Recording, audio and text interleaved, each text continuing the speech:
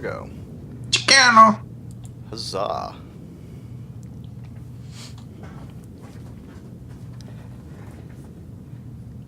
Welcome everybody to the first annual awards show for Expo Dump. I think this is going to be a rather a good look at the movies we've seen already. And I had a chance to spit more bile at the ones we didn't like. Alright. Do we want to start with like the best actors and actresses and shit like that, or do we want to go? Do we want to do like best CGI animated movie? Yeah, save the big three for last. We'll do it the Oscar way. All right, let's actually start off with first. Let's start off with best score. All We're right. going for the music. Right off the fucking bat. Yep. Our nominees for best score. This is one I actually posted on Twitter yesterday because I wanted to get some opinions on it. I had some interesting answers. But for best score, our nominees are Kick-Ass 2, done by Henry Jackman and Matthew Margeson. Man of Steel by Hans Zimmer. Pacific Rim by, excuse me if I fuck this up, but Raymond Djawadi. Rush by Hans Zimmer. And Out of the Furnace by Dickon Hitchcliffe and Effie Vedder. Yep.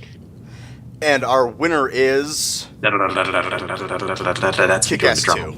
Yay! Kick-Ass 2 wins an award! Never thought we'd say that at the start of the year. Yeah. Honestly, Chris won me over with this one. I completely forgot about the Kick-Ass 2 the scores from it. Yeah. And once Chris, linked me the music from it, it immediately hit me, and I knew each score and what part of the movie it came from. Like I didn't like that movie, but it instantly reminded me of the good scenes in the movie. Even to the point where we played one of them and it instantly changed your choices for a couple of the other awards later on. Yeah, it actually brought because honestly, Kick-Ass 2 was low on my awards thing, but it reminded me of a scene from that movie that a score was attached to. That opened my eyes for that hey, this could be this is possible for other awards then. Yes, because I love that scene. You might notice that a lot of our scores are the big orchestral, the big hero sort of theme, sort of choices. But Kick-Ass, amongst them, the films aren't great, but the scores in both films are excellent. I liked both Kick-Ass and Kick-Ass. Even the main theme that we picked out, which was spoilers, Nick called "Hit Girls Goodbye." Nick Hit Girls Farewell. He goes farewell. Sorry, yeah. It's got it's got the quiet emotional bits at the start, and then just builds and builds and builds until at the end you can't help but be like, "Fuck yeah!" Yeah, and it comes in. If you've seen the scene in the movie, it hits such a right point when it gets all big and heroic like that. It's a great piece. It uses the jetpack. I think "Flying Home" is the title from the first Kick-Ass. Yeah, Marius Vries originally wrote that, and they've readapted it for the second. Mm-hmm. And it gets kind of re-implemented in a couple pieces. We also took a look at the Real Evil song. That's the one that did it for me. Yeah, and Justice Forever, which is another great piece from when the movie's kind of hitting its high point. It's a really good score. It's the one category I had a lot of trouble kind of picking through. I really liked Pacific Rim. I really loved What Are You Gonna Do When You're Not Saving the World from Man of Steel. I think all of these are really good scores. Mm-hmm. The thing is, Kick-Ass too.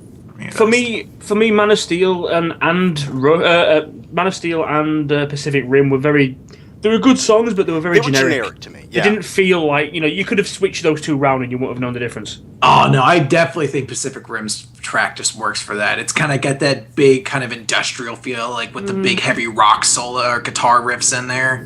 No. That theme to me is never going to be indistinguishable from Pacific Rim. I can't hear that and not be like, oh fucking yeah, giant robots beating up fucking monsters. There's no giant robots beating up monsters in that movie. It's just talking. Yes, there's a lot of talking. Fair enough.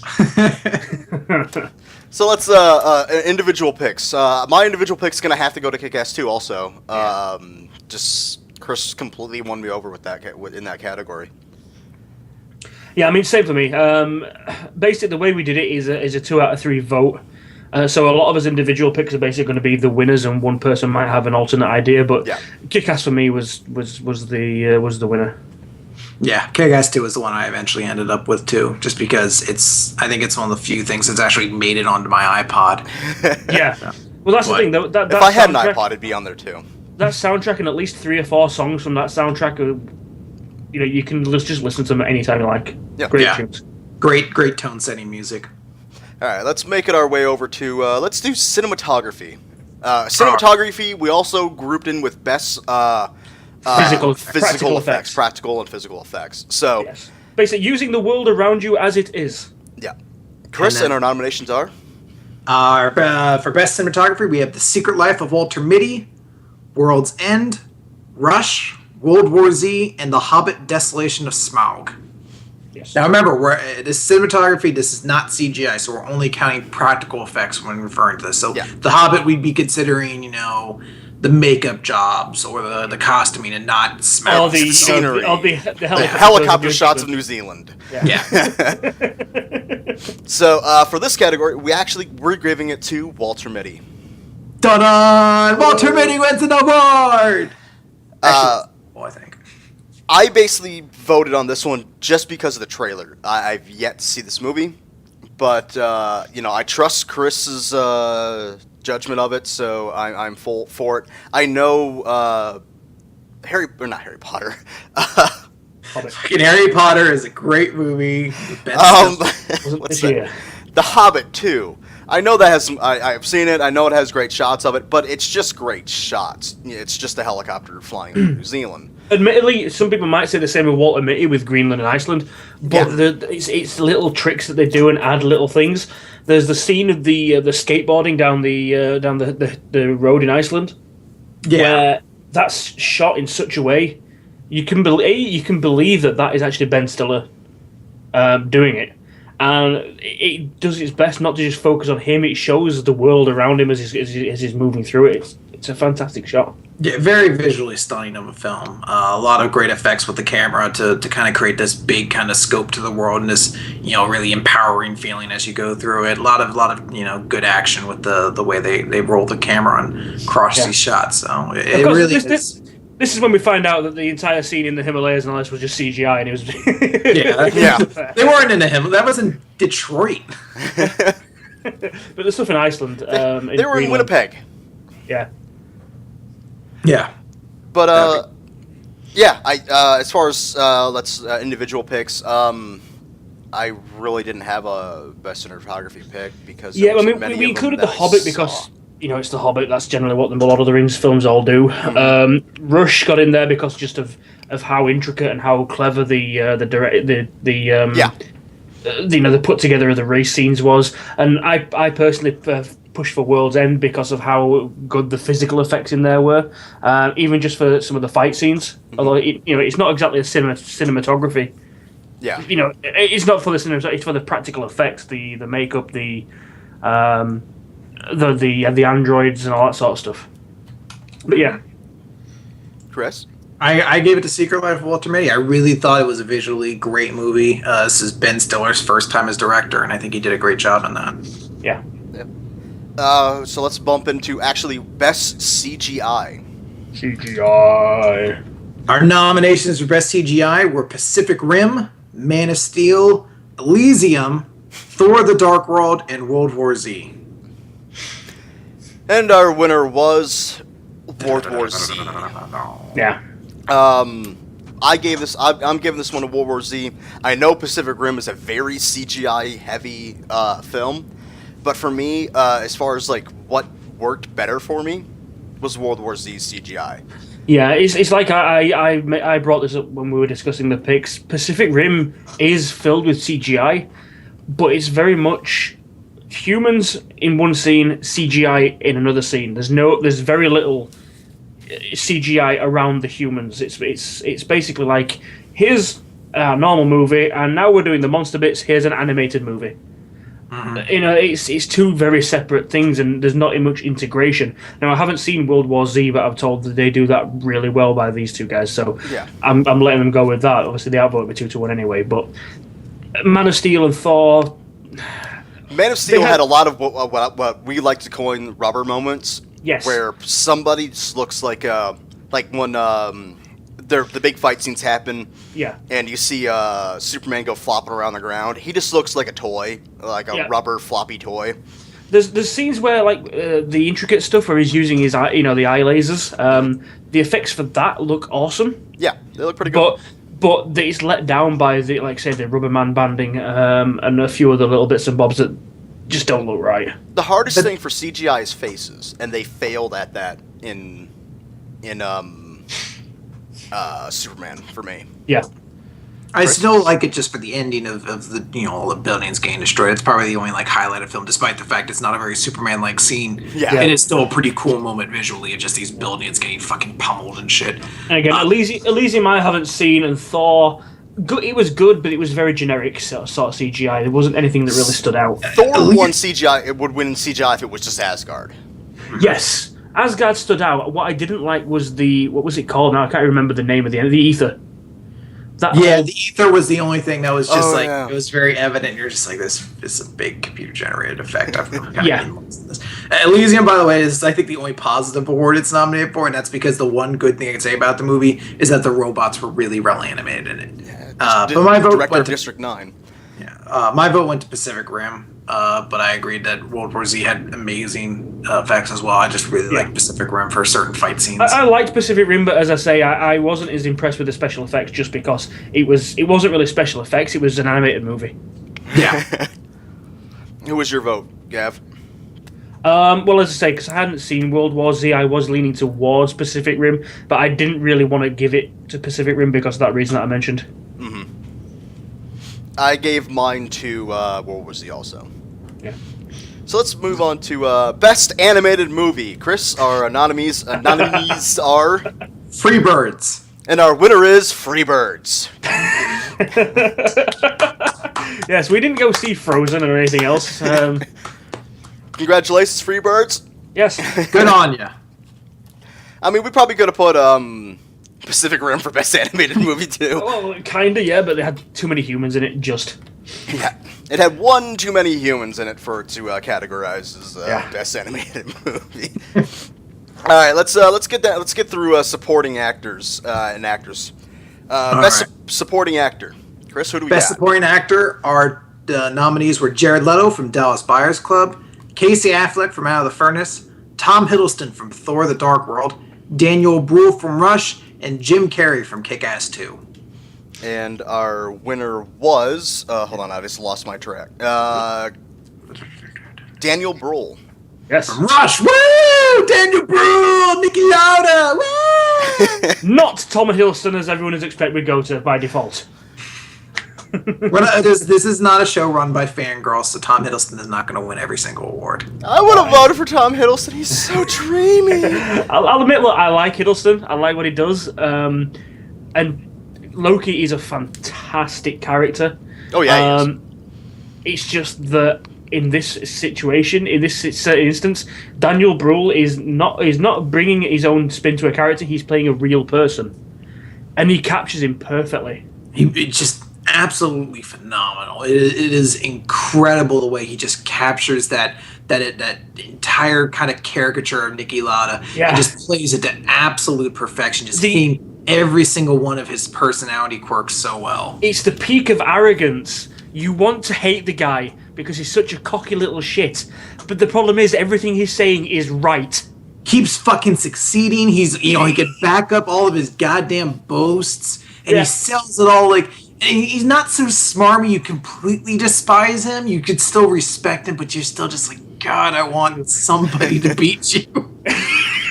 I want somebody to fucking punch you in the nose and stuff you in a locker or something.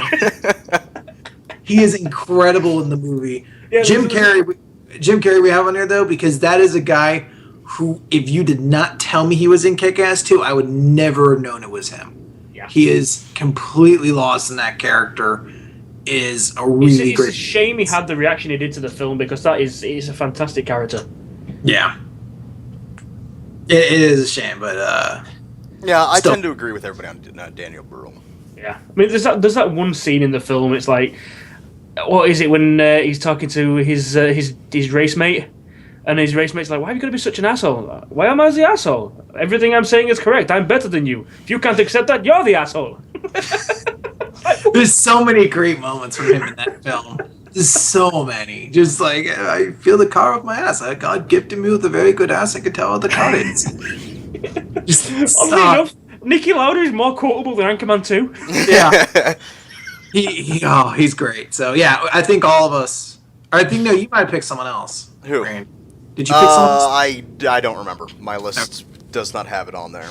Okay. Well, So I guess I just defaulted and agreed with you guys. I'm gonna assume that we all said Brule. Yeah. So good job, Daniel Brule. Woo! And now we have Best Supporting Actress. Chris, Our nominees nominations. for Best Supporting Actress was Amy Adams from Man of Steel, Jennifer Lawrence from American Hustle, Julianne Moore from Don John, Jamie Alexander from Thor: The Dark World, and Kristen Wiig from The Secret Life of Walter Mitty. And our winner was Christian Wiig. Woo! From Walter Yes. Mitty wins another award. It's starting to sweep. Quick, somebody mentions Ben Stiller telling him he's won 2 awards. He's like, what did I win? A podcast? What the fuck's a podcast? And why the fuck is it a bowling trophy? That's all we can afford. Kristen Wiig got it from me because she plays a character who I felt was so tied to that. Like, if it had been anyone else but her, I don't think the character would have worked as well as it does. She's so excellent in the film for the role she's put into, and it's entirely because of her ability to carry those lines with that same kind of like funny, charming attitude that makes her so approachable and welcoming, but doesn't hit cheesy, doesn't hit forced, doesn't hit anything that just takes you out of it and makes you feel like you're hearing a script. These two fuckers overrode me on my pick. This is one thing that Kristen Wiig did well. This film did well. It understated its characters perfectly. Where, look, she's not the hottest girl in the world, but she is who Walter's fixated on. You know, she's not the office stunner like a lot of cliched movies would go for. She's not the one that everyone in the office wants. She does have a life. She's a normal person. She's like you said, she's got that quiet charm. She's a mom. Yeah, she's all this sort of stuff. And like Chris says, anyone else in that role, your typical Hollywood starlet, would probably have killed that performance. It probably, I mean, the script isn't lending itself to make her this, memorable character. She has kind of a lot of lines you just, in a lesser actress would have just felt like, yeah, she's just the female character in this movie. But because of Kristen Wiig's performance, it elevates it to a point. You're just like, that was one of the most notable things about it. Is she's so excellent in this. It's astonishing. She really elevates that character. Yeah, because. Sorry, go ahead. Finish your thought. I was just going to say, our other kind of big contender for this would have been Jennifer Lawrence in American Hustle. Yep, that was my pick. Emma was Jennifer Lawrence. I almost said Emma Watson, but she wasn't in any good movies this year.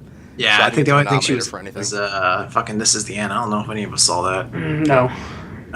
Even that, she's a cameo. But Jennifer Lawrence this year, absolutely phenomenal actress. Absolutely phenomenal. She's really shown that she has a fantastic range to her between the 2 big roles she was in this year with Hunger Games and now here in American Hustle. She's gone from this powerful, heroic heroine, who's just inspiring and fighting a rebellion, to this character in American Hustle who's like this, disgusting, trashy Jersey woman who, is charismatic and likes to, kind of play with people and always be right with what she said. Manipulator. She goes from 2 completely different roles and plays them both so excellently. So I definitely think she's worthy of it. We went with Kristen Wiig, but both of them I think were worthy.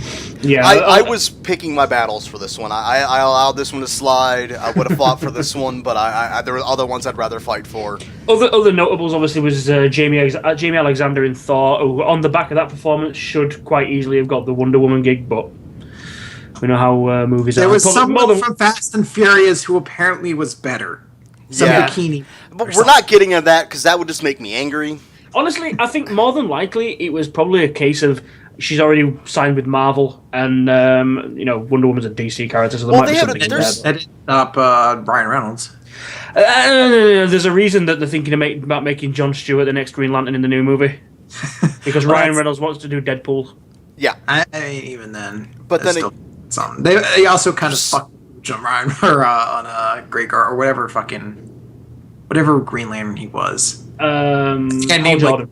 Hal Jordan. I was like every other fucking Green Lantern but the one he was. They didn't fuck up Hal Jordan that much. I mean, he was that cock. No, I don't mean he fucked up Hal Jordan. I mean the movie. Yeah, yes. Fucked up Green Lantern. From what I've heard, they are squeezing Green Lantern into the Batman Superman movie, and is it Denzel's going to be playing him? Jon Stewart. Yeah, I don't see that happening. Yeah, but No, there's another chick that can play. If you ever seen the movie Haywire, there's the chick that plays in Haywire should also try to be Wonder Woman. She's really bad acting, but I think that she can work on that. But she looks the part. Really great people. She's average acting. But all right, let's get off of this shit. Okay, Yeah. let's actually go into director and actresses and best film for the positive side. Well, actually, we're saving best film for the very end with worst film. So let's actually start off with best director. All right, our nominees for best director was Ron Howard for Rush, Ben Stiller for The Secret Life of Walter Mitty, David O. Russell for American Hustle, Scott Cooper for Out of the Furnace, and Joseph Gordon-Levitt in his directorial debut in Don John. And our winner was Ron Howard with Rush. Yes. This is another tough one. This is another one we were kind of debating between a few. Ron Howard and David O. Russell, I think, were the two big contenders because both of them shot just absolutely incredible movies. Both of them, they got so much out of their cast. Such strong, memorable films that you're going to be able to just watch again and again, just enjoy the performances, everything in it's just so flawlessly executed. Scott Cooper, I gave kind of a nod to. I really enjoyed Out of the Furnace. Thought he got a lot. Got an amazing performance out of Casey Affleck. And for Ben Stiller and Joseph Gordon-Levitt, those movies were both their directorial debuts, and both of them were just excellent in that regard. Yeah. I mean, Joseph Gordon-Levitt. Admittedly, we gave when we got to the cinematography part of this, it was basically Ben Stiller and Ron Howard were literally knocking 10 bells out of each other, and we had to go one way with one and one way with the other just because it was the only fair way to do it. Ben Stiller for his directorial debut, I don't know if he's helped on previous films. Phenomenal, absolutely phenomenal. Considering the movies that he normally makes. The fact that his own character is so understated, as Chris has mentioned a few times, the cinematography and the way that film's shot and the pacing and everything else, phenomenal film.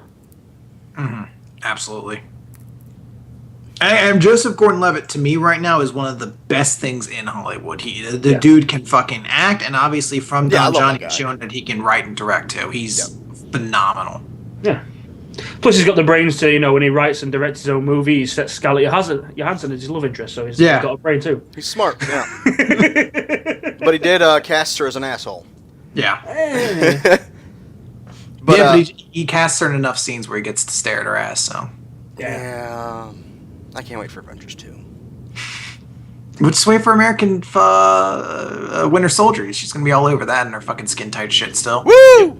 They're trying to play up this Captain I hope she's in Godzilla too. I don't think so.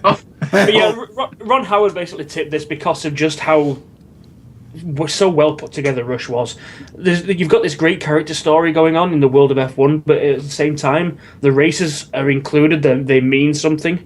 The way that the real life races and the new footage is spliced together is fantastic. You've got two fantastic performances out of the two leads.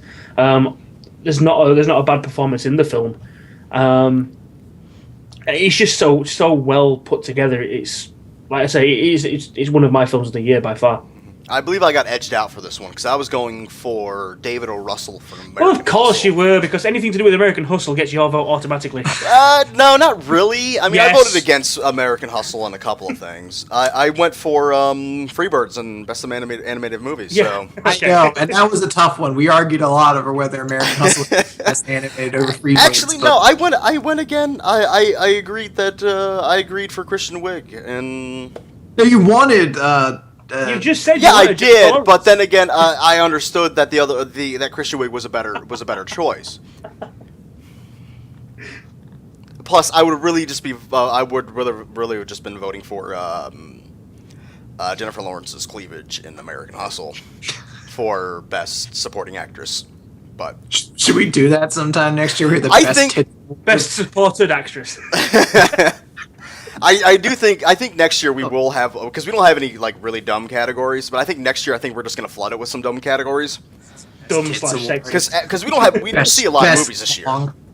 I mean, we did see a fuck ton of movies, but we didn't see, as far as the whole year goes, we didn't see a lot. Yeah, take into account all these awards are based on what we've seen. So Yeah. yeah, we will be missing a few films out of this. Yeah. You're not going to see any nominations for 12 Years a Slave or Iron Man 3. The Butler. Yeah, I mean, there's a ton of movies, guys, that we just haven't seen. Either they didn't play near us, or we Oh, it just was didn't before catch we them. started. Yeah. Yeah, it's something we just didn't get around to seeing it. So, I mean, there's going to be things like that. But, hopefully next year we'll be able to see even more, and we'll have more to talk on. All right, so let's go into Best Actor.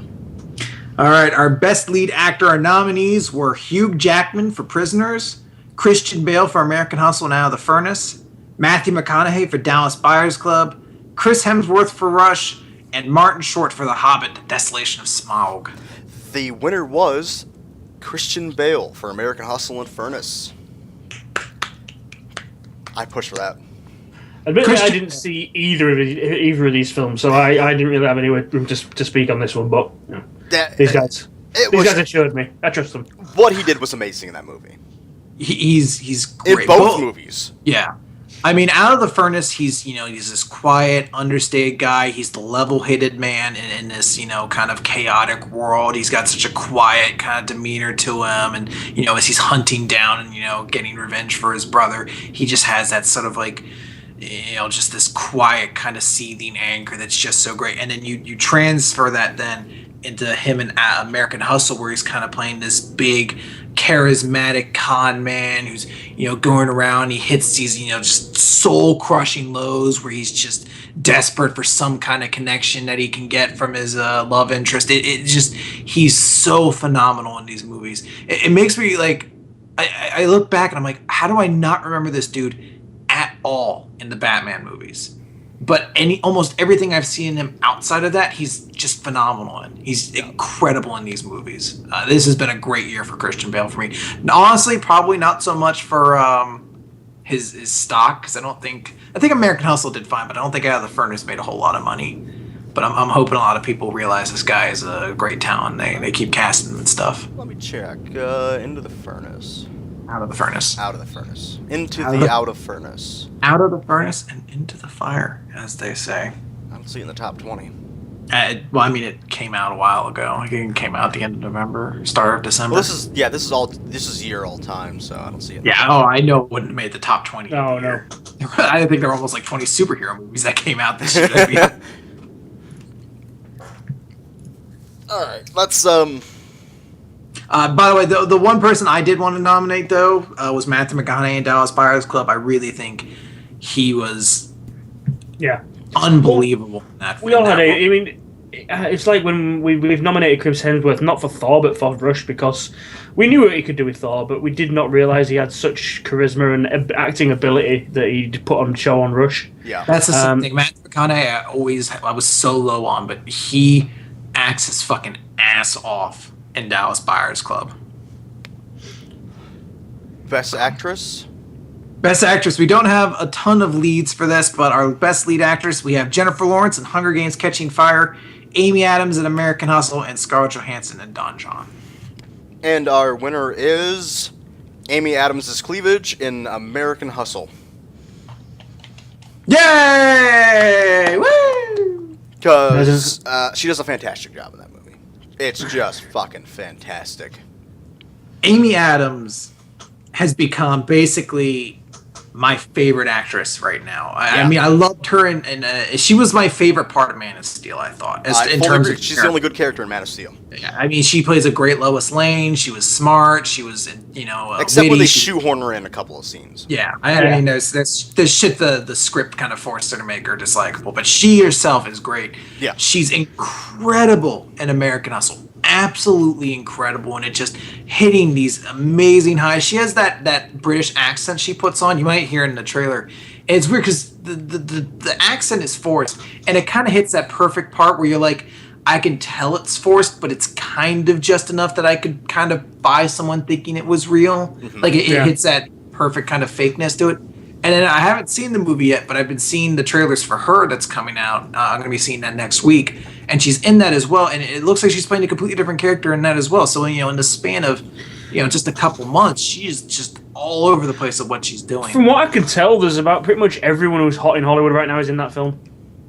Yeah, Joaquin Phoenix, really. I mean, girls, at least. Girls. Yeah.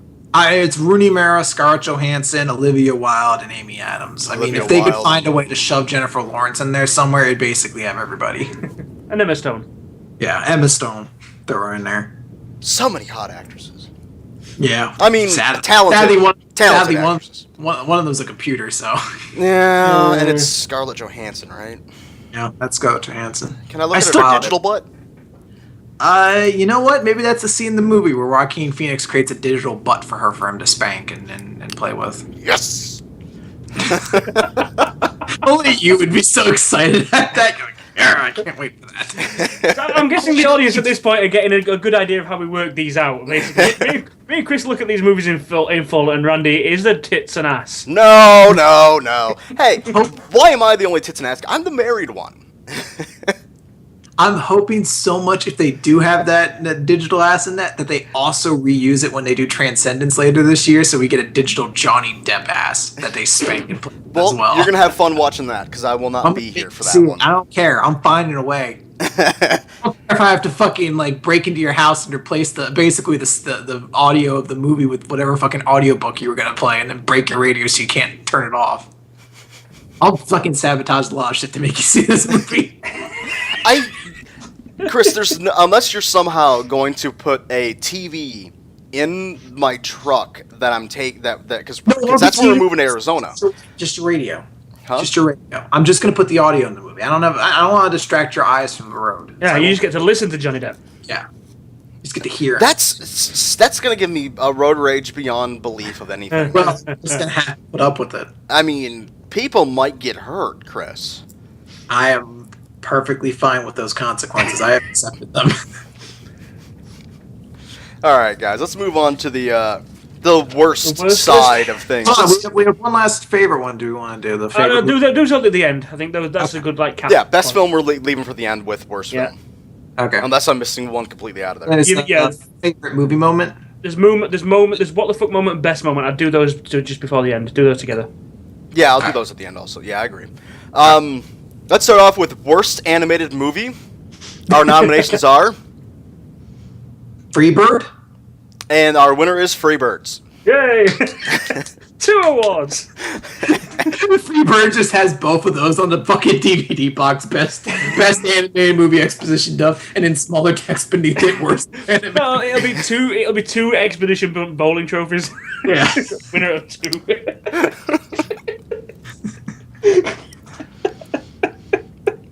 God. We need to make sure we're looking at some more animated films next year. Apparently Chris was fighting with somebody about seeing more animated movies, and he's like, I don't want to see them, and blah, blah, blah, blah. And see, our chat room wants to see us do more animated movies, Chris. Yeah. I've heard one person say it. Chat room, do you guys want to see us do more animated movies? Okay, no, hold on. That's not correct. Do you guys want to see us see more animated movies in favor of not seeing other action kind of movies? If you had a choice, would you rather see Nut Job or Jack Ryan Shadow Recruit? Yeah. See, this will only affect whether we do an animated award. That's it.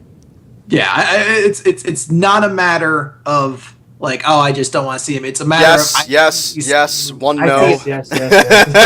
Those fucking came in before I got to explain my half of the goddamn point. 20-second delay. See, nut job. We got. I'm pushing for more animated movies because I want Chris. Chris, shut up! I can see your tag next to your thing. I do wish we'd have gone and included Frozen on the list, but because I've heard good things about that. But we'll squeeze a few things in. All right. Well, it's money I'm spending on a movie that I have to go see alone. All right. I feel like I need something else to go with this. Well, Chris, here's the thing. We've been seeing double features lately. What's going to stop us from going, okay, we're going to see this week Jack Ryan Shadow Recruit and The Nut Job.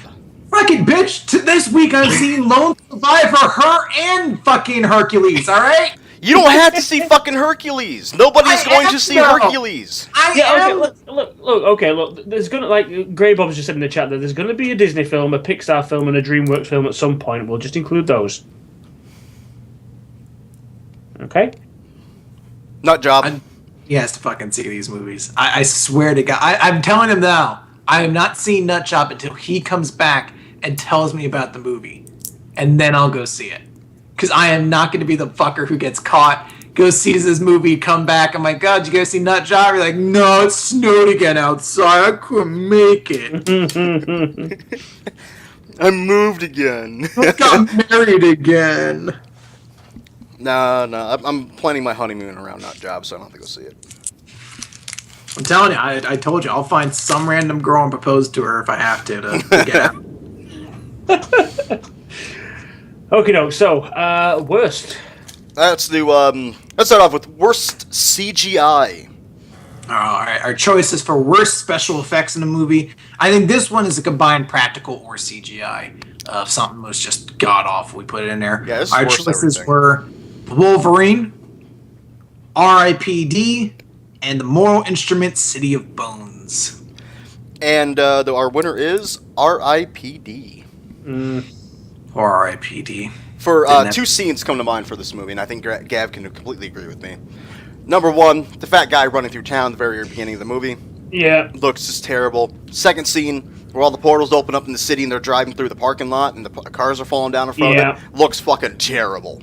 Yeah. This movie killed See, CGI. Unlike Randy, I actually can tolerate this film. I actually kind of like it, just for its fucking ridiculousness. But yeah, there were two scenes in there that the effects of the monsters and the defying gravity bit and all that sort of stuff. There was a lot of rubber manning in that. A lot of gravity effects that didn't quite look right, if you know what I mean. Everything bounced around like toys. Nothing felt solid.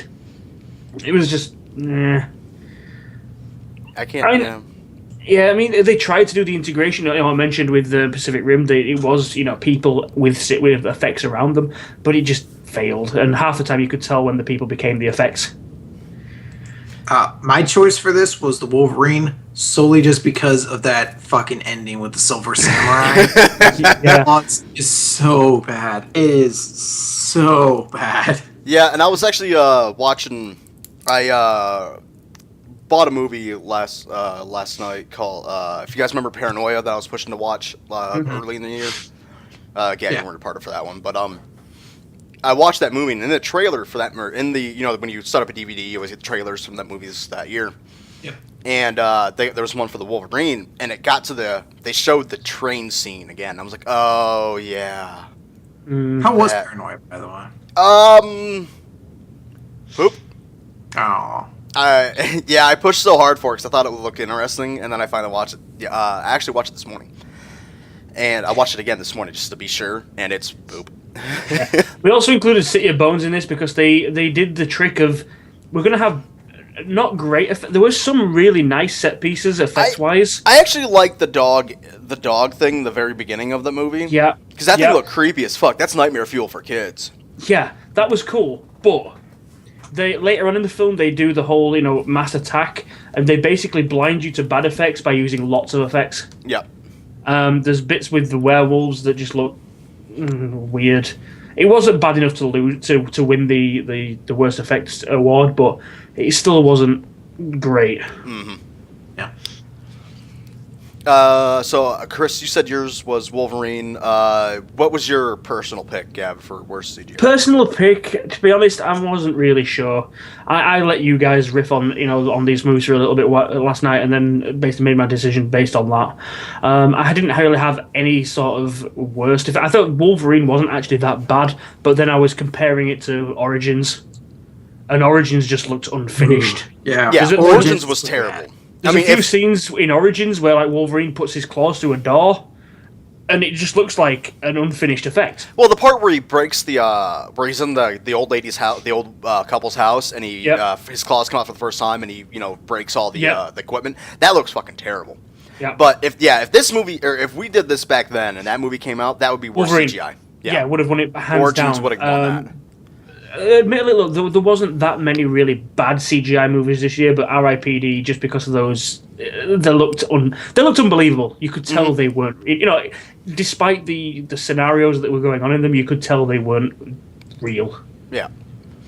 Okay, let's go into worst trailer. All right. Our criteria for this was if the trailer was very misleading for what the actual movie was, or the trailer told you the entire fucking story. Yeah, either told you the entire film or put you off seeing a film that you really should go see. Yep. Yeah. Or, in the case of one, is just really, really bad. Yeah. Our choices for this were Rush, American Hustle, The Secret Life of Walter Mitty, and The Wolf of Wall Street. I want to make a little side note for not Secret Life of Walter Mitty, but the American Hustle. American Hustle one. That's not the actual movie trailer. It's the after the movie has come out trailer. It's the fourth trailer that misleads you into thinking it's a heavy comedy movie when it's actually a full drama. Yeah. Because I think if most people watch the trailers, they'll see the other trailer, not the one we're actually talking about. But and our winner was for this one, oddly enough, was Walter Mitty. Yes. Yeah, this is a trailer that has turned a lot of people off seeing the movie. Randy didn't really want to see it. I still don't want to see it because of the trailer, because it looks like a pretentious pile of shit. You could go back 2 or 3 weeks, or even months, when this trailer first started showing up, and we started. There was a week, basically, about 2 months ago, where there was nothing out, and we did a review of upcoming trailers. None of us wanted to come see this movie. Chris, we all thought it's another fucking Ben Stiller movie. You despise the fuck out of this. I wanted to see it, but that's only because I had seen this trailer has been out since I think when we started doing Exposition. Yeah. And the first time I saw it, I was right with you guys where I was like, this looks like a fucking pretentious pile of shit. After seeing it so many times, I started to open my mind up a little bit more to it, to the point I got comfortable. But I completely agree. The trailer really just shows only the parts of the movie where he's actually going out and doing these things and just makes it feel incredibly pretentious. It still looks visually great, but it definitely sets an idea that this is going to be a movie that's going to talk down to you. It focuses on his daydreams in the trailer, so you see like 3. I think there's only like 5 or 6 daydreams in the entire film, and it shows you 5 of them in the trailer. Yeah. And it makes you think that this is basically going to be a Ben Stiller comedy where he's going through life and imagining what could be. You know, all these little, like an episode of Family Guy, basically. Yeah. You know, and it's going to be a typical Ben Stiller grinning like an idiot sort of film. But the film itself is so much better than that. It's nothing like that. It's so worth watching. I dare say that trailer's cost this film money because of that. Oh, I'm sure. Oh, yeah, definitely it has. Yeah. It's cost money for me. I haven't watched it. Yep. I'm going to, just for the sheer fact of, I trust Chris. And if he says if it's something good, well, Chris, you said about that movie that if you've experienced a lot in life, you're not going to take much from this movie. If you haven't, you might. It comes down to like how you generally approach hearing that theme of if you want to live your life, you have to go out and live it. If it's something that you're like, that's something I need to hear, or I want to kind of see that in action, you're definitely going to enjoy it. But if you're like, I've heard this 1,000 times, I've already done what I want to, it may not have much of an effect on you. Yeah. I think I'm going to fall into that category. I think you'll still be able to enjoy it though, because I think you're going to be able to pick up on the fact that it's not a movie that talks down to you, and I think you'll enjoy that at all. Yeah, we'll see. I'll try and see if I can shovel the truck out and go see it. In regards to the other nominations, we've obviously explained American Hustle. What was the problem we had with Rush? I can't remember now. Rush is that the trailer tells you the entire movie. Yes. Do not see the trailer for Rush if you have not seen Rush. It tells you everything up until the final moments of the movie, basically. Apart from the actual who wins the world championship, which honestly, in the distance of it all, doesn't even really matter. Mm-hmm. But that's the only thing it doesn't tell you. It's a timeline of the movie compiled into about 2 minutes, and you're just like, are you fucking kidding me? This is everything. I remember seeing it. I was like, this trailer has told me the entire movie. It's kind of what Lone Survivor has based off of the fucking name of the movie. I'm like, you've already told me what happens. I know what happens now. So I'm going to be hypercritical of that movie when it comes out. Yeah, that's next week. That's next week. And Wolf of Wall Street is just that is a trailer. I mean, it's agonizing to watch. It's accurate for how the movie is. I've come to find out. I will say, from what you said earlier, though, it does make it seem like this is a constant all the way through the film battle of him basically avoiding the feds and all the rest of it. But from what you've said, it's like literally a footnote. That's the end of the movie is when that happens. That trailer feels as long as that movie is going to be. Yeah. Yeah, there's that. Especially that ending. You know where Is they had that- the ending of the trailer where they're humming and with I didn't even tell you that happens twice in the movie. It comes back after that scene at another point. that part just drags on in the trailer, and I'm like, so that's gonna be the movie. It's just gonna drag on. The first time they do it, that scene is even longer than what's in the trailer. Oh God! Christ. And then they do it again. Fuck that movie. All right. Let's go on to. Let's see. We have all we have left before we get into the worst movies and what the fuck moments and best moments. We have worst performance. Yes. Worst performance of the year. A very distinguished title to be given. Only And the our- worst of the worst get this title. Our nominees this year: Johnny Depp for The Lone Ranger, Matt Damon for Elysium, Arnold Schwarzenegger for Escape Plan, and Rinku Kukichi for Pacific Rim and 47 Ronin. Yes. And our winner is Johnny Depp. I don't think Honorable mention: the majority of the cast of City of Bones. Yeah. Oh man, this was Congratulations, Johnny Depp. You pile of shit. I fucking hate you. Johnny Depp is just he hits that character and it's so obnoxious. It's so evident. It's just him basically in With an the accent. same role he's done 90% of his career. It's so painful. See, this is Everyone the thing- else in here is just bad, but he is just. Abysmal. It's just you hit it. You're just See, like, the odd thing though is I do like Johnny Depp, the character. The problem is I'm getting tired and sick of seeing him in every goddamn film. Tonto and Jack Sparrow and all these other characters are interchangeable. Yeah. It's not so much that his performance itself was awful. It's just the same goddamn performance again, with a slightly different accent.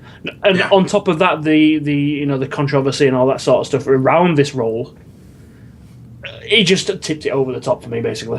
Yeah. I mean, my personal pick was Matt Damon because he's terrible in Matt Elysium. Damon.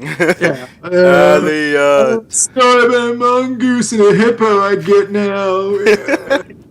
But it really is fucking Johnny Depp in that role. It really should just be called a cowboy movie for 30 minutes and then a Johnny Depp stand-up special for the next 20. Yeah. You're just like, I don't... Are you kidding me? I mean, admittedly, the best actor in that entire film was the horse. yeah. They didn't run away or bite Johnny Depp. I was very impressed with that. Well, I'm pretty sure he didn't bite Johnny Depp for the reason, like I don't want to get a disease or I don't want to catch his You just acting bug. despise Johnny Depp, though. We I have do. we have to temper Randy's hatred. I fucking hate Johnny Depp. Johnny Depp and Adam Sandler. Can't fucking stand. I don't like Ben Stiller either. But I'm gonna put aside my hatred of Ben Stiller for. No, I'm not. I'm gonna go on that movie bias as fuck into what's it called, Walter Mitty. I honestly think you'll be very surprised with it because it's not. I hope so. I hope to actually watch a movie with one of these guys in it and just be like, well, I was wrong. Rinku Kikichi, by the way, we nominated her for 2 movies because she was terrible in both of them. I saw Pacific Rim and I hadn't seen interviews or anything with her, so I thought maybe her English was just kind of put on for that role. And you saw her in 47, and you're like, no, she just sounds like that all the time. Why didn't the directors go like, hey, remember what you did in Pacific Rim? Just do that again. Just do it See, again. I didn't really have a problem with her in Pacific Rim, but as the guy said, last week in 47 Ronin, whenever she opens her mouth in Pacific Rim, yeah, she slows the scene down. She was meant to be intimidating and mysterious and all the rest of it, and instead you're just looking at like, the fuck? Are you kidding? What is this? Yeah, are you coming on to me? Are you scary? What There's a knife there, but what do you want? Why are you dancing so much? Yeah. What is this?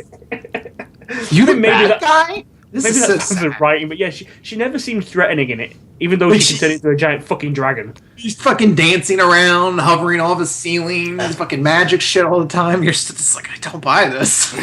You're trying really hard, I feel, but it's just not working at all. Not happening. And we included Schwarzenegger in this as well because for Escape Plan. Because I mean, look, I'll admit this is not. He was miscast to all hell. This was just a case of. I mean, I brought this up when we did the review. It's like you've got Arnold Schwarzenegger and Sylvester Stallone. It's gonna bring money. 2 of the biggest action stars of the 80s, and you try and make an intelligent thriller escape movie. Yeah, they tried to make these guys into super geniuses. I think if you try and put anything with Arnold Schwarzenegger or Sylvester Stallone, or let's say let's throw in who's the Steven other? Seagal. Huh? Steven Seagal. Steven By the way, Seagal. he's running for mayor of Arizona or governor of Arizona. Oh, goody.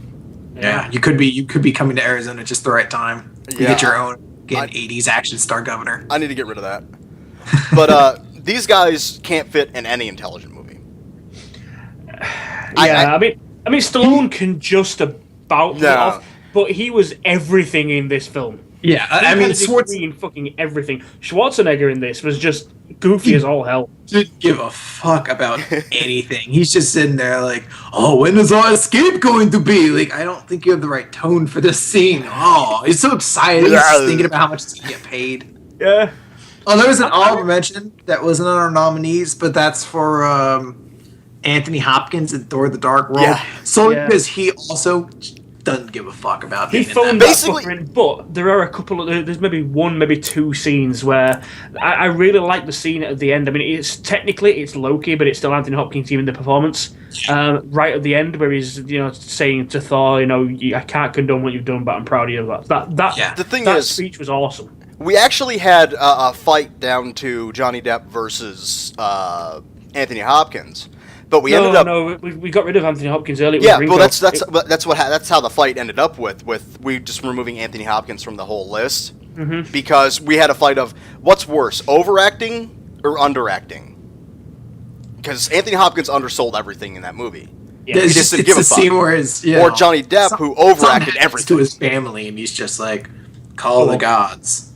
Let's get revenge. We're going to war. Just like something big just happened in your life. Do you want to emote a little bit? He's just like, I want to get paid.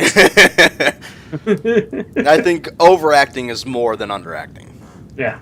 So we kind of bumped Anthony Hopkins off to honorable mention. See, that's the thing. That's why we could have said something like, what's his name from 47 Ronin. Keanu Reeves or the Asian Keanu Reeves. But the thing is, with Keanu Reeves, it was the same performance he's always given. Yeah, but not in a Johnny Depp way. It's his single monotone, understated type of acting. Understated acting that he always does in every film. It's the same goddamn character. But with him, he generally does suit the film. With Johnny Depp, he's shoehorned. He's playing the same character, but he's going, look at me, look at me, look at me, and the movie's not about me, but look at me. And he gets more screen time because of it. Yep. All right, guys, you guys ready to move into our big four? Yes. Let's. Do you guys want to start off with best? Let's leave best and worst movie to the end, to complete end. So let's go with our best moment in a movie. Okay, this is the one scene that you came out of the film, and it is still with you. It's stuck with you. This is personal. This is something we all didn't vote on, so there's no winner to it. We're all gonna basically say what our best moments are. We've actually got 4 though, because as I mentioned earlier, we were listening to Score earlier on, and it triggered for me. It triggered a couple of scenes in there as well that basically added to this list. So although there's only 3 of us, we've basically agreed on a list of 4. Yeah. Chris, do you want to list out which ones? Well, are we gonna do our own, or do you want me to just list it out? We might as well list them out. List them out and say who they're from. And we can explain why we like those scenes. Gav's favorite scene was Niki Lauda in the hospital during Rush. Yep. For Randy, he had 2. He had the ice fishing story for American Hustle and the payoff that has, and the real evil scene from Kick-Ass 2, which is the scene where they meet. I believe it's the uncle in prison. Uncle. Yeah, in prison. Also, Science Oven. I just want to throw that in there. Honorable mention, Science Oven. Science of it. And my favorite was Walter Mitty, when Walter Mitty is running to get on the helicopter, and in the background, Kristen Wiig is playing Major Tom. I love that moment. Yeah. All right, so Gav, why is that your favorite scene of? Just because of how brutal it is. I mean, it starts off, obviously, he has the accident, gets taken to the hospital, and everyone's like, and then it comes back with, the little indication of his character, where you can see he's managing to just about open his eyes. He sees the priest starting to perform last rites, and they're all in the waiting room waiting, and the nurse comes in, and he says, he's awake. And they're all like, he says, tell the priest to fuck off, I'm not dead yet.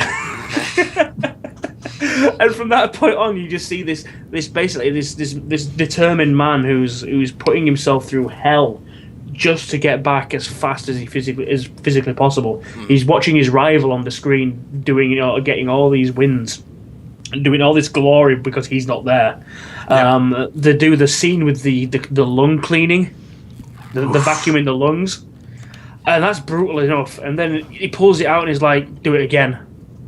He's like, "Do it again," and he tips back and they shove this thing back down. So it's like, oh, and it's just that determination that just stuck with me. Yeah, it does not pull any punches. No. Chris, yours? That scene of Walter Mitty, that to me is kind of like the pinpoint moment where he makes the decision to really do more with his life. I mean, he made the initial trip to Greenland, but that's the moment in the film where he has the opportunity to kind of just run away and go back to the way things were and kind of accept things. But, he has that inspirational moment, and the Major Tom song is going on in the background, and him running towards the helicopter. He throws his briefcase on, just hops in, just that look on his face. He's just like, I'm actually doing this. This is absolutely insane. It's just a really great moment. It kind of hits that big theme of the movie that you have to go out there and go out and make a chance and make something happen. It's just a great moment. It's gonna stick with me. It helps a lot that in the trailer too, they show that scene, but they have playing from Jose Gonzalez, the Step Outside song that I talked about the other week. That's a great song for that moment. And for mine, I'm gonna start off with the real evil scene. That scene is the movie I've wanted to watch. Yeah, that's the stand up and take notice scene. Yeah, in that film. That guy is evil. You feel it. The music that goes with that scene. Because I completely forgot about that scene, not because it was a bad scene, but because it's been so long since we've seen Kick-Ass 2. But the minute Chris played that music for that, bam, it instantly cued into my head, and now I can't get that fucking scene out of my head. Yeah, that guy, you hate him. You loved it. You love him, but you hate him. He is vile as shit for what he does. Through Kick-Ass 1 and 2, we've seen Chris and his dad, they were mob bosses, but they were businessmen. They but they're also they're stupid and silly, and they're cliche characters. But then you get to his uncle. You meet the uncle, his uncle, the original villain's brother, who's already in prison, and he's running the place down to the guards. And you realize just how evil this family is. It looks like a different movie from the tone of everything that goes on, because everything's so kind of goofy and dark comedy, going on in that movie.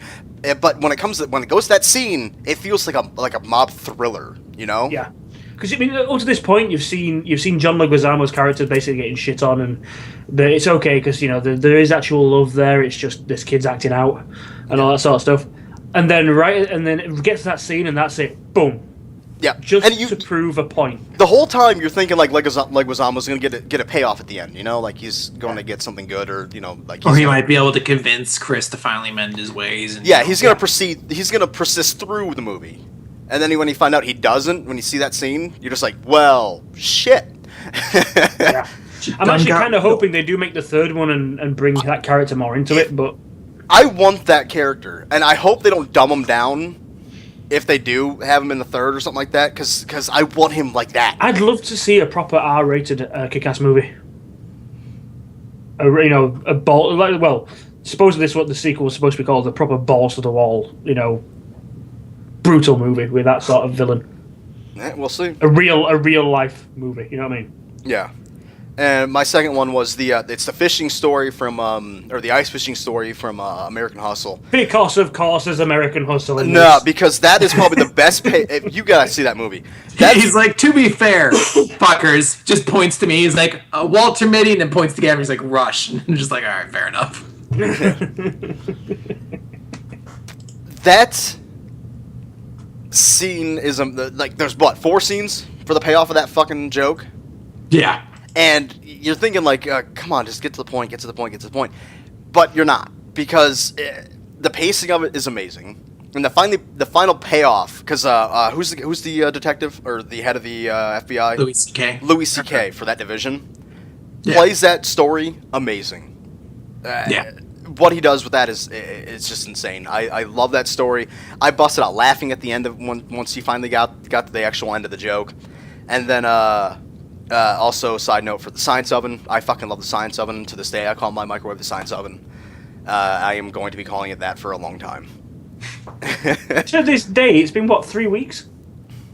Yeah, but how long can you keep a joke going from 2 words from a fucking movie? How long can you keep? Are we still quoting Anchorman 2? No. No. But we're still quoting fucking Science Oven, so fuck you. Anchorman 1. And Rush. Yeah. It's got to the point with Anchorman 1, we don't even know we're quoting it anymore. No, honestly, I can't think of a quote from Anchorman 2 right now. Butter! That's the only one I can think of just because it's one word. All right, what our best WT collective? We did all together come together with this one. So, Chris, our nominees are For what the fuck? It's just a moment in films that makes you go, what the fuck? Very simple. Literally, like it just catches you out. It's like, Our nominees were The Incest Romance from Mortal Instruments, City of Bones. The end of credit scene in Anchorman 2, where if you stay till the very end, there's an after credit scene, kind of like a Marvel movie, except it sucks, and you say, why the fuck did I stay to the end of that? The way Hobbit Desolation of Smaug ends, with its cutoff, with about 20 minutes left of movie to go. Ron Perlman in Pacific Rim, period. And Superman killing Zod in Man of Steel. Spoilers. yeah. spoiled. Yeah, you always gotta say that part after you've already spoiled. If you haven't heard yet, Superman's kind of a dick in Man of Steel. Shall we go through these and explain these before we give the winner? Because I think there's a couple of these that needs explaining.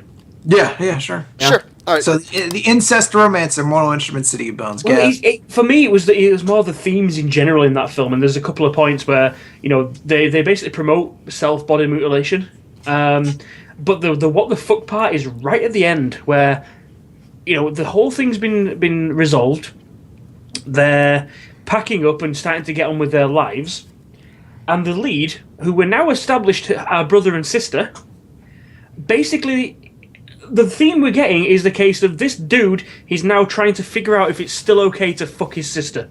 Yeah. And he's really debating on it. Like, they're really, back and forth on whether or not they should or not. They're like, God, it doesn't feel Chris, right. you saw this movie recently-ish. Yes, I saw it. I think did they decide to bone each other still?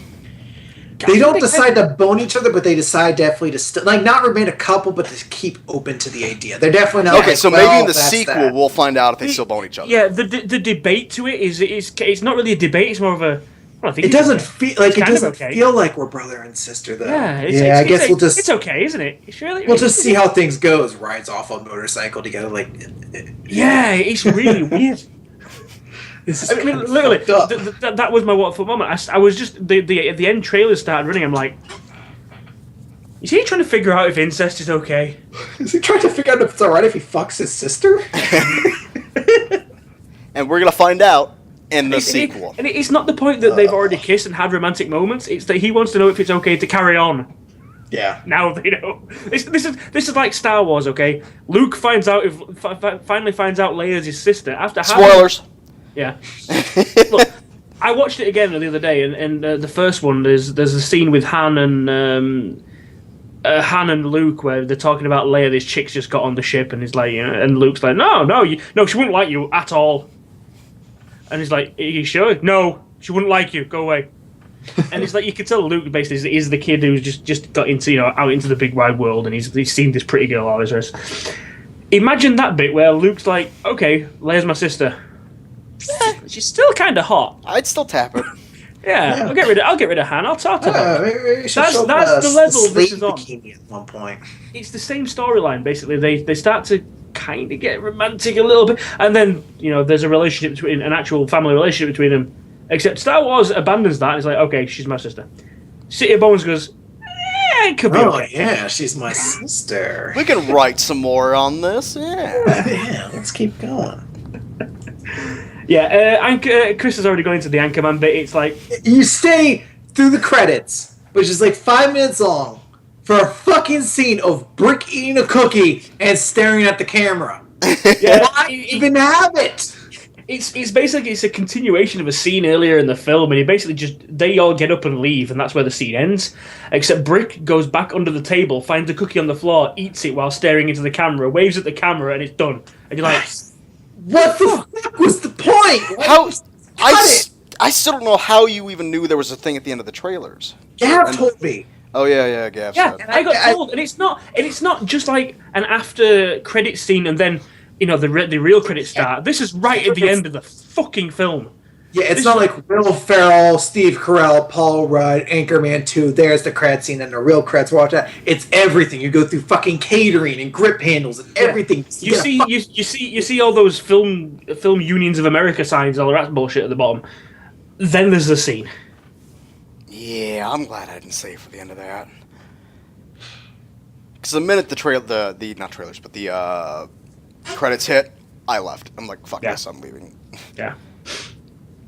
With Hobbit again, we've already kind of led into this. It feels like literally. I mean, I remember the scene now where they do the bit with the gold and try and drown Smaug in gold, and he flies off. They're all going, "Yeah, revenge!" He bursts out of the gold and he's like, "Revenge! I'll show you revenge!" And he flies off, and they're all like, "Oh my god, what's he doing?" He's heading towards Lake Town. Yeah, and he's like, "I am fire. I am death." Blank screen. Well, no, they zoom in on Bilbo's face and then blank screen. Yeah, and he's like, "Oh, what if we just unleashed?" Yeah. Credits. Like, what the fuck? Yeah, we're all sat there in the cinema. It's like, wait, What? This is where you're gonna end it? There's 20 minutes left. What? This isn't a cliffhanger. You're mid-fall. Dude, Peter Jackson, he puts fucking... Hit the ground and get the parachute. Peter Jackson puts 5 fucking endings in Lord of the Rings, Return of the King. In this one, doesn't even have a fucking ending. He just ends mid-fucking scene. Yeah, I mean, like, when you look at the ending of, the other trilogy that we just watched, Hunger Games, the second of that still, even though it's the middle of a trilogy, it still had a physical ending to that movie. Yeah. Where she won the war, but not the battle, you know? And she won the battle, not the war, you mean? What I said? Kinda. You said the war, not the battle. I was like, I think if she won the war, I don't think she cares about the battle too much. I am blanking. But, yeah, that actually had an ending. As far as, Desolation of Smaug, Harry Potter 2, there is no ending to that movie. It just stops. It's like, Peter Jackson, this is the fucking Hobbit, this is another Lord of the Rings trilogy film. You do not need sequel bait. Just give us the last 20 minutes and make this a two movie part. I mean, from what I understand, there's enough in the book that there is enough for a third movie. Yeah, but I don't know if there's enough in there that we want to see. But from what I understand, the part that's in there is radically different from fucking Dragon going towards the goddamn town. Like, we could just finish there and have what's supposed to happen after that in the next movie. Yeah, the entirety of that end, the set piece with the dwarves in the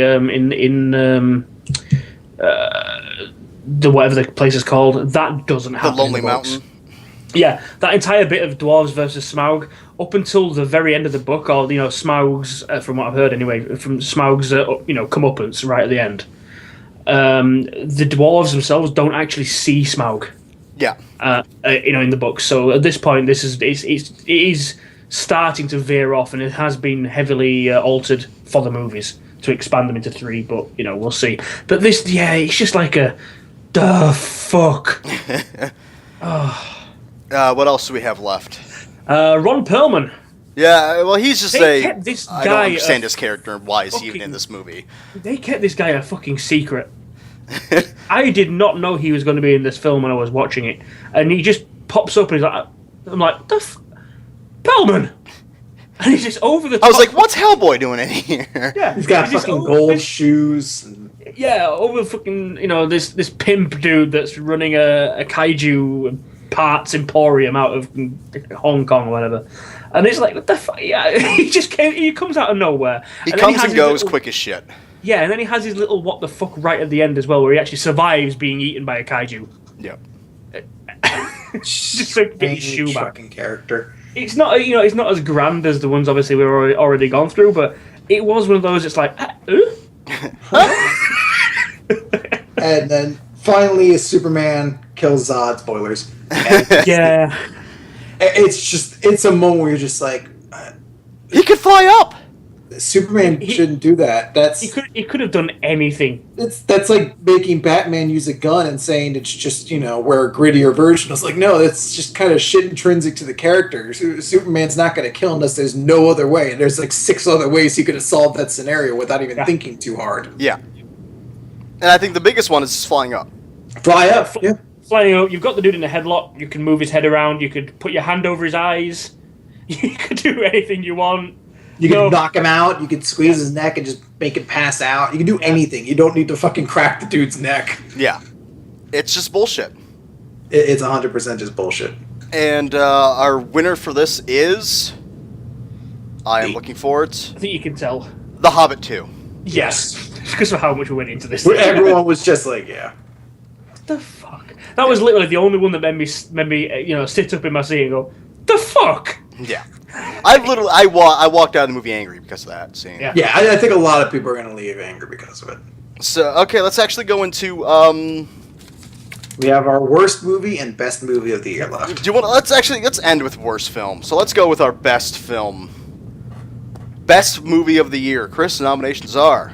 Our best movies of the year, our nominees are Rush, Don John, American Hustle, The Secret Life of Walter Mitty, and Dallas Buyers Club. And the winner is American Hustle. Fuck all of you. This came down to the wire between Rush and American Hustle, I believe. Yes. Basically, yeah, because I hadn't seen American Hustle, so I couldn't really say, but I was really pushing for Rush just because I think it's a fantastically put together film. Yeah. It tells, I agree that it's a very good movie, and it really does, put up a contention for this. I just really felt American Hustle for how it was done. Over. Basically, American Hustle had more boobs in it. No, it wasn't because of the boobs. It was fucking written fantastic. I think Rush had more boobs in it, actually. Well, actually, yeah, it had a fair I was like, thinking back on it, there are a lot more tits in Rush. Actual physical tits that you can actually see. Because American Hustle was just a lot of Amy Adams in low-cut shirts. Yeah. Extremely low-cut shirts. What was that? It was a fantastic movie. Yeah. Not spoilers, Chris may be jerking off. All these movies are incredible. I think you're not going to be disappointed if you catch any of these. Maybe Walter Mitty for some of the people out there, but outside of that, I think all of these are just top quality films you definitely need to go check out. Yeah. And let's end it off with the worst movie of the year. Chris. Our worst movie of the year nominees: The Lone Ranger, Mortal Instruments, City of Bones, Elysium, R.I.P.D., and The Escape Plan. And our winner is, I should actually say winners, Lone Ranger and City of Bones. We really couldn't decide on... Well, no. We fought for, 20 minutes on which one was worse? Well, because Randy has that deep-seated hate for Johnny Depp. Yeah. He refused to accept this film could be anything other than hell. Well, fucking Lone Ranger's terrible. City of Bones is terrible.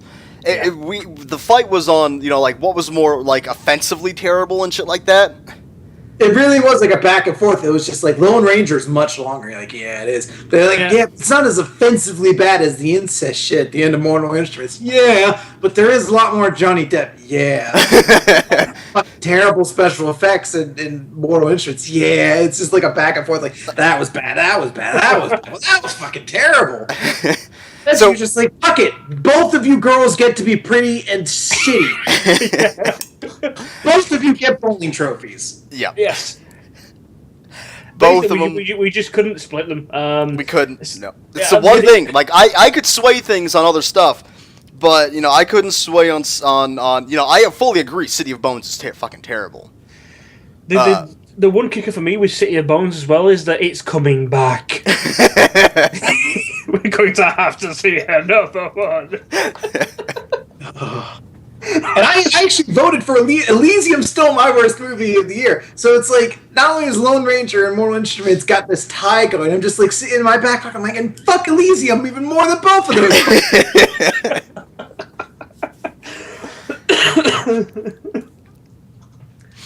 Oh dear. So that's our 2000 and what? That's 13. 2013. What did you think of the movies in 2013? Guys? Actually, they weren't bad. Actually, I want to before we get into that, I actually like to go through a list of what movies you think are buyable from 2013 from the ones that we've seen. Like movies that you have to go out and that you should go out and buy that are good for repeated views.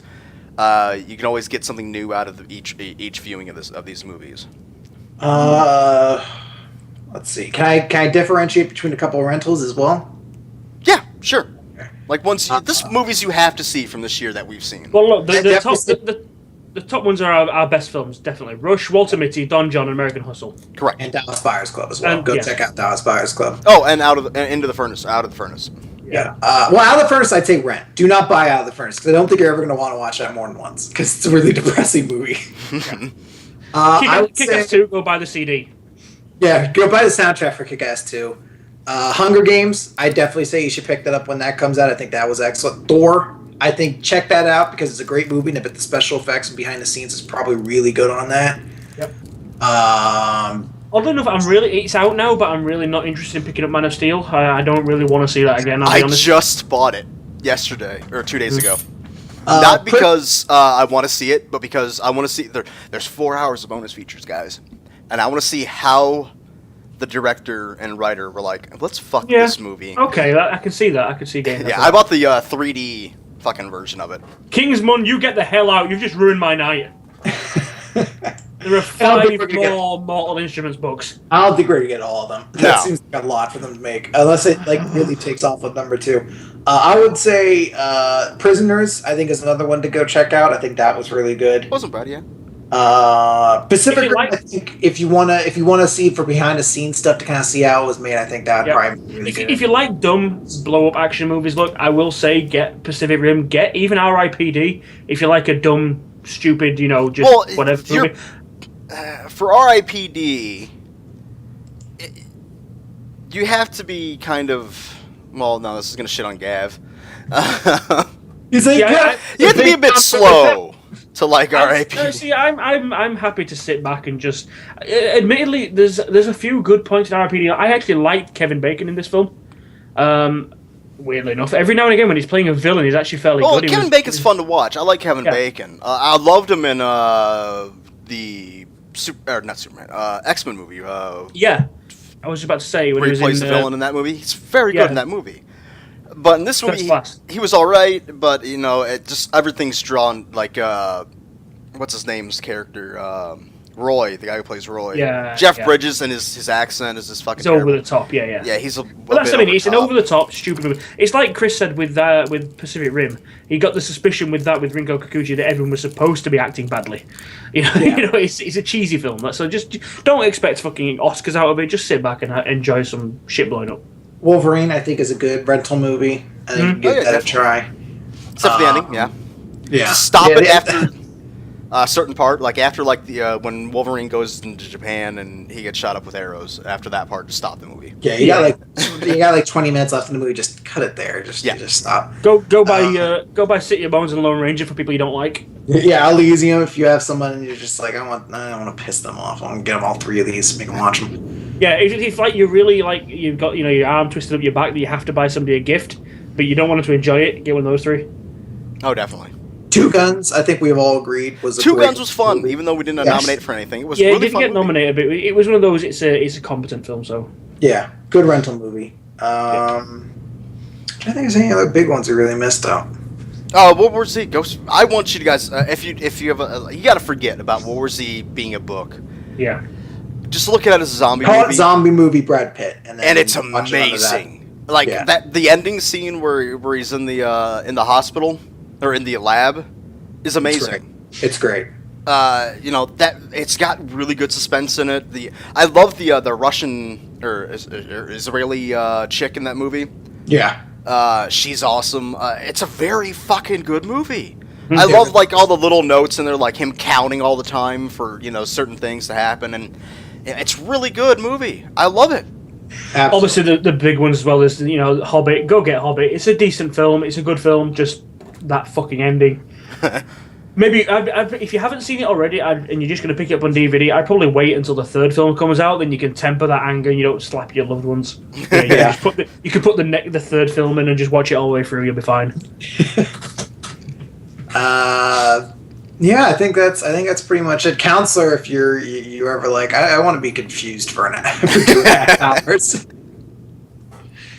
What about your? Oh, I think you already said that one. I will say one that we were going to do and then it got skipped was what was it called? The Ben Affleck film. Runner. Runner wasn't terrible.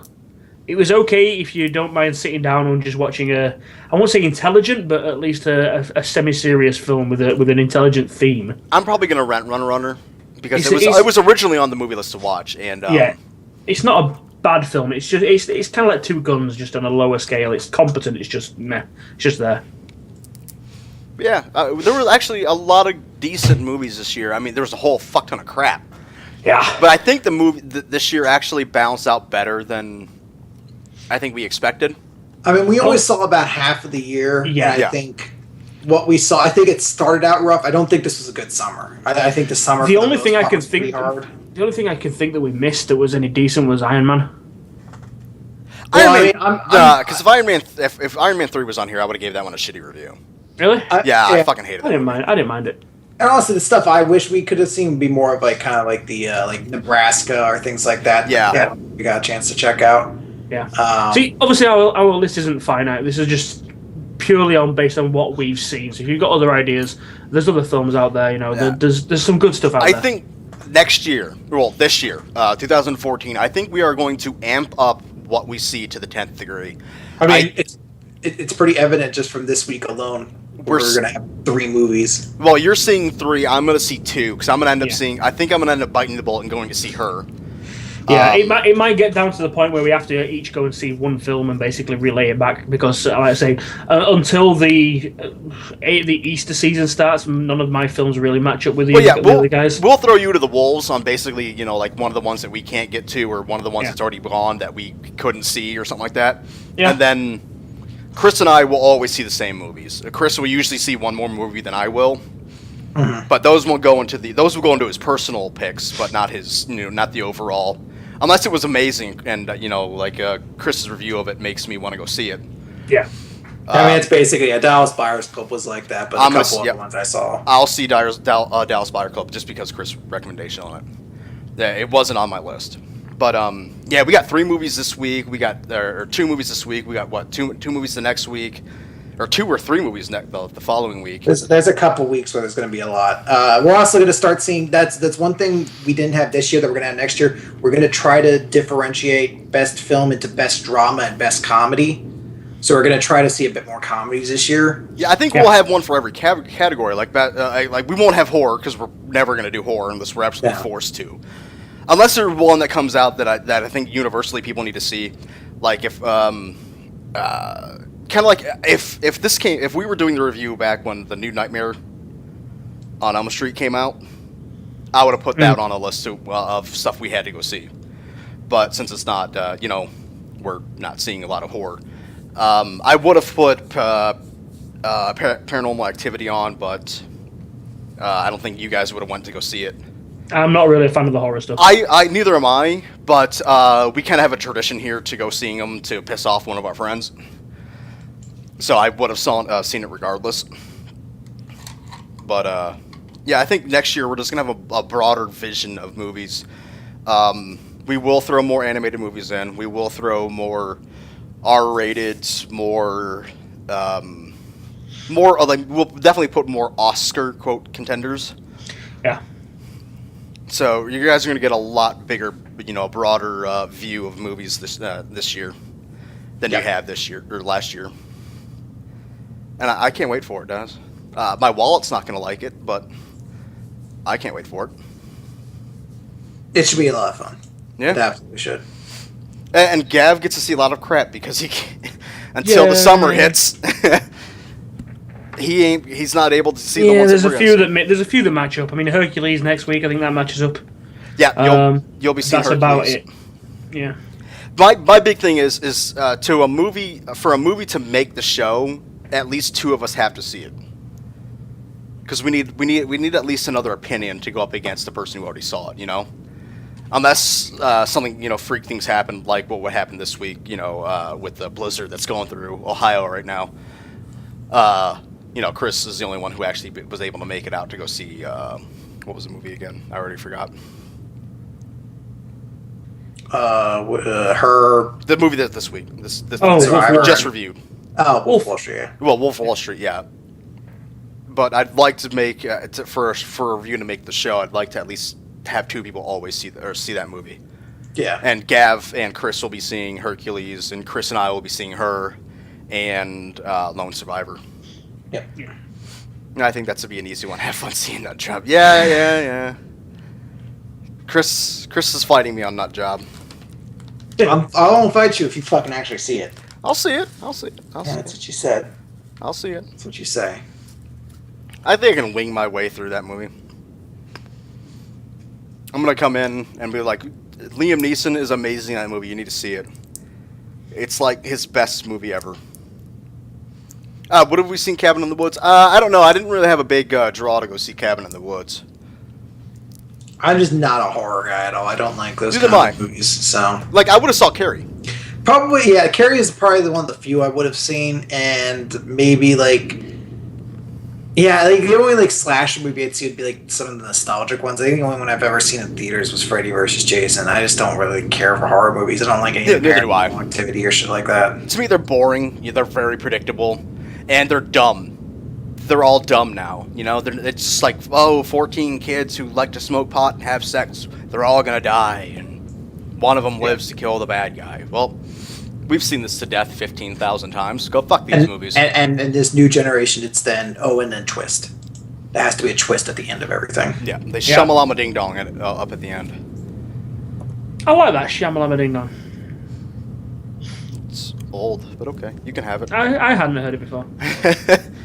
We need book 2 of Airbender. No, we don't. Because that was fucking terrible. All right, guys.